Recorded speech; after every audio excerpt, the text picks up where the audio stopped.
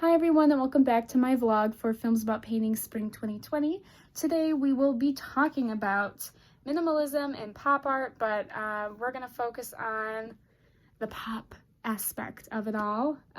So the question, or rather the comparison that I'm going to be making is compare/contrast Andy Warhol and Roy Lichtenstein's, it's very hard for me to say that word, and Jasper John's subject matter. How do they each reference pop culture differently? And there's a lot involved with this. I think there's a huge difference between what Warhol and Lichtenstein would make compared to Jasper John's. And you can really see that in, I guess, the politicized side of it, if that makes sense. I find Warhol to be more everyday, and that these are images that you know immediately, you understand it, it's just a reformed version of it. Like, you know these symbols, right? Whereas I think Jasper John's, you have to think about it a little. Like, if you take something like the American flag and make it, say, completely white or something, clearly there is something more to it than just the American flag, especially if you're trying to make a statement. It's not like just recreating like your favorites, like a box of Oreos or something. You're not recreating that logo or something. You're taking like a national symbol and completely reworking it. And some people might even see that as like, oh, against the Constitution, which is a bunch of garbage. But yeah, so there's a major difference between the two. And like, as much as I like Warhol and Lichtenstein, and I don't know a lot about Jasper Johns prior to this subject we're talking about, but I like Warhol, I like Lichtenstein. It's very hard for me to say that. I like them, but I would say that their art is a little bit less serious, and I like that. I love when people don't take themselves serious.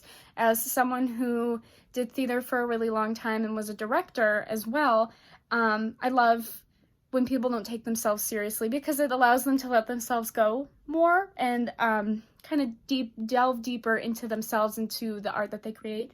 But I like Jasper Johns because it is serious, and I like political pieces of art. I think they're cool. I think they have long-lasting impact in a different way, and yeah, so we're going to talk about it. So I think if we're going to be talking about pop art, it's important to kind of define pop culture. So if you were to say pop culture to me, I would think of like Lady Gaga, like a new song Ariana Grande released, a meme that people have made about the coronavirus, an episode of RuPaul's Drag Race. Like, these are all elements of pop culture, right? But that isn't necessarily what it exclusively is. So this could include, like, even like a flag. Like, you know, we know the American flag, we see it, and we think, oh, that's the American flag, and people can have different interpretations of it, though. So some people might see it and see patriotism. Some people might see it and say, you know, people hold this flag more important than people's lives killed by police brutality, you know, something like that. And these different interpretations can come about. And so when I'm looking at Jasper Johns and Andy Warhol and Roy Lichtenstein all together next to each other, you see these variations of how pop culture is translated and what specifically they choose to focus on. So I decided to look into theartstory.org on the individual pages for each artist, because I find the art story to be very informative and very, like, right to the point. Like, I don't have to, like, kind of search around for information. So for Jasper John's page on the art story, under his accomplishments, they quote, and they state, and I quote, rather than direct representation or abstraction, Johns made signs, like flags and targets, the main images in his works. The things the mind already knows were his ideal subject because of the host of varied meanings each carried with it. This fostered the perceptual ambiguity and semiotic play at the heart of his works.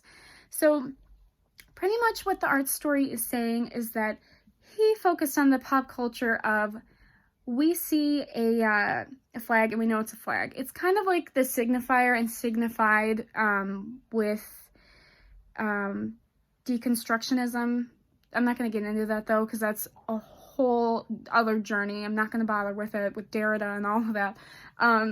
But it's more like, we know what that is, so I'm going to make something out of it, if that makes sense. It's a culturally known thing, and that's why it's called pop culture, and why this is considered pop art. So him recreating the American flag a bunch of times is his version of pop art.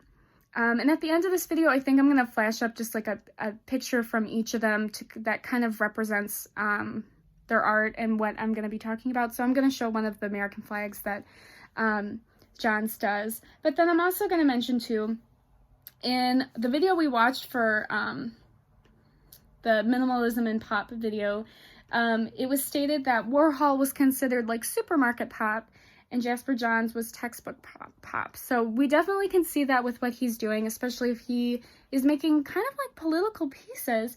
That's definitely more textbook. But now we're going to dive a little bit more into Andy Warhol and Roy Lichtenstein's brains and how their versions of pop culture translate into pop art. So when I think of Andy Warhol, the first things I think about are his series on the Campbell's soup cans, as well as Marilyn Monroe. And these are both, to me, when I think of the word pop culture, that's pop culture. I mean, Marilyn Monroe was probably like, I don't know who to compare her to, but probably like a Kim Kardashian of the 60s or something. And Campbell's soup is still like iconic. Like it's everywhere. It hasn't gone anywhere. The soup can doesn't, like, the label really hasn't changed, at least to my knowledge. And so I'm looking on the art story and how they talk about Andy Warhol, and they state, if my computer will load, although artists had drawn on popular culture throughout the 20th century, pop art marked an important new stage in the breakdown between high and low art forms. Warhol's paintings from the early 1960s were important in pioneering these developments, but it is arguable that the diverse activities of his later years were just as influential in expanding the implications of pop art into other spheres and further eroding the borders between the worlds of high art and pop culture. And I think this can further even be seen in like his work, like the Death and Disaster series, which I'm not going to pop out pictures of because it does disturb me a little bit, but it's like in reference to different disasters that have happened. And I guess that is another form of pop culture, because we watch murder television shows. I mean, Tiger King is like a huge thing on Netflix right now. And so I think Warhol kind of incorporates what's important to the world at that moment in time. And that that quite literally is what the culture is. It's, and you know, Warhol, as it was stated in the video, he would have a can of soup every day. That's his every single day that he does that. And I'm sure he'd see Marilyn Monroe in the papers every single day.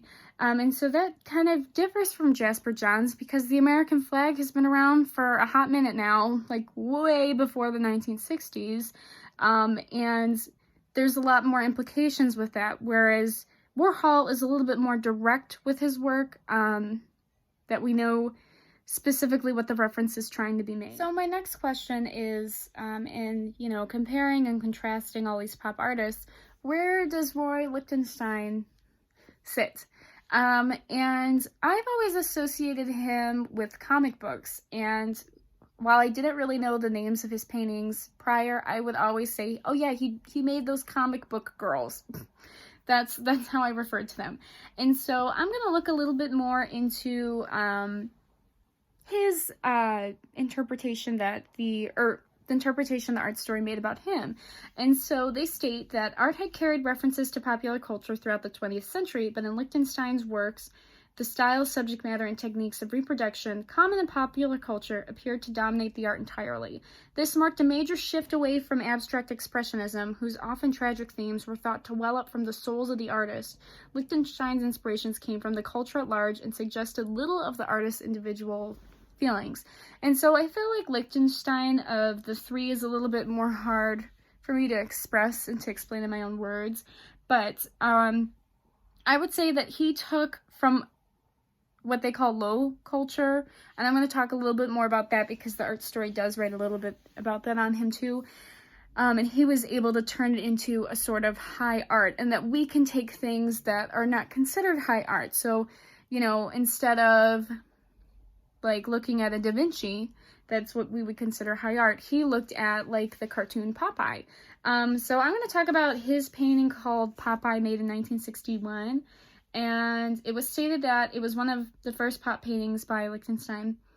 But as I quote from the art story, some have suggested that Popeye's punch was intended as a sly response to one of the reigning ideas in contemporary art criticism, that a picture's design should make an immediate visual impact. Whereas most believe this should be achieved with abstract art, Lichtenstein here demonstrated that one could achieve it just as well by borrowing from low culture. So his art is specifically, like, I almost want to say, like, if we're gonna, like, in the video, we really only talked about Warhol and Johns. I almost said Jones, sorry. We didn't really talk about Lichtenstein that much. I would say his would be like cartoon pop. I guess that's how I would kind of sum it up. But pretty much he took from what was considered not to be, I guess, like the like someone who would be like, I'm an intellectual, you know, he kind of defied that and like took themes from like a kid's cartoon and still made it into high art, and was able to create these concepts that are seen in high art. And so that's how I think he was able to reach into pop culture as well, because he took iconic figures that we already knew, that don't necessarily have to be real, whereas Andy Warhol took Marilyn Monroe, who we know was a real person, or Campbell's Soup, which is a real soup company, and used that in his art.